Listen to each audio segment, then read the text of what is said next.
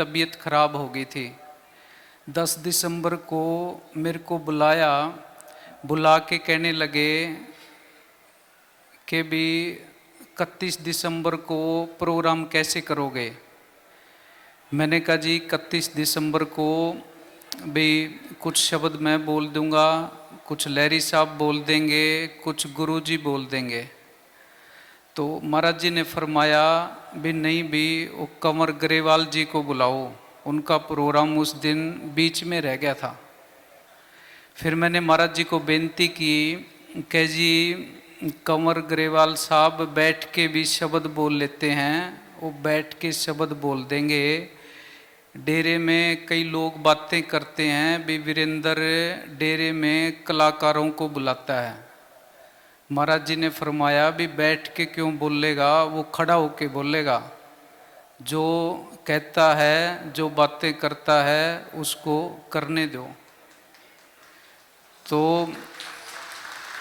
महाराज जी का भी वचन था, हम संतों का जन्मदिन क्यों मनाते हैं। सबसे पहले तो पूज्य वकील साहब जी के जन्मदिन की आप सबको लख लख बधाई हो।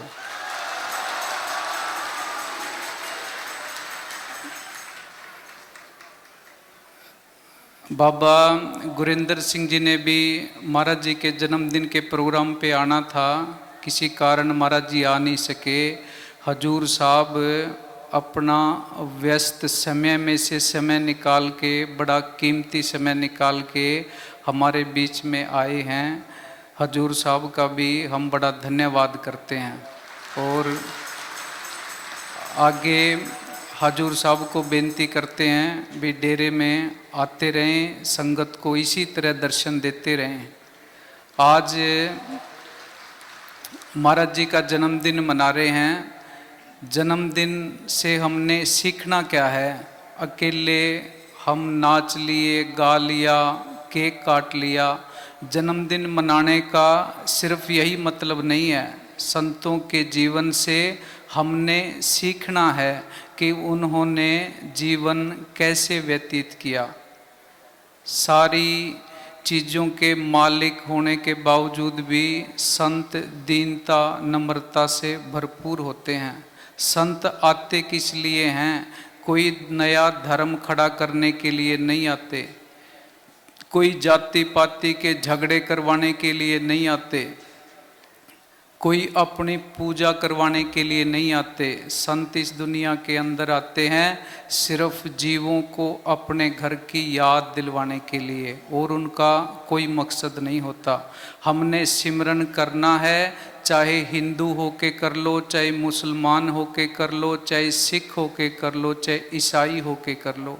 मालिक ना हिंदू है, ना मुसलमान है, ना सिख है, ना ईसाई है। हम सब का धर्म भी एक है, हम सब की जात भी एक है, हम सब का मालिक भी एक है। मालिक के रहने का ठिकाना वो भी एक है। मालिक से मिलने का रास्ता वो भी एक है। मालिक ना तो आज तक किसी को हिंदू रीति रिवाजों से मिला, ना मुसलमानों के रीति रिवाजों से मिला, ना सिखों के रीति रिवाजों से मिला, ना ईसाइयों के रीति रिवाजों से मिला। आज तक मालिक जिसको भी मिला है सिमरन से, ध्यान से, मेडिटेशन से, साधना करने से मिला है।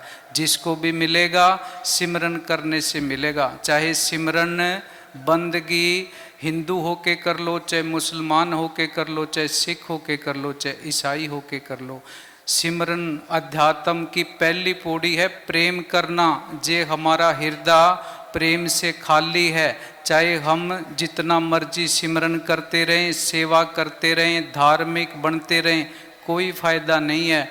गुरु गोविंद सिंह महाराज ने लिखा है, साच कहूँ सुन ले हो सब, जिन प्रेम कियो तिनि पर पायो। सबसे प्रेम करना है, प्रेम करेंगे मालिक की दया मेर अपने आप आएगी। मैं एक बार फिर से हजूर साहब का बड़ा धन्यवाद करता हूँ, हमारे बीच में आए, दर्शन दिए।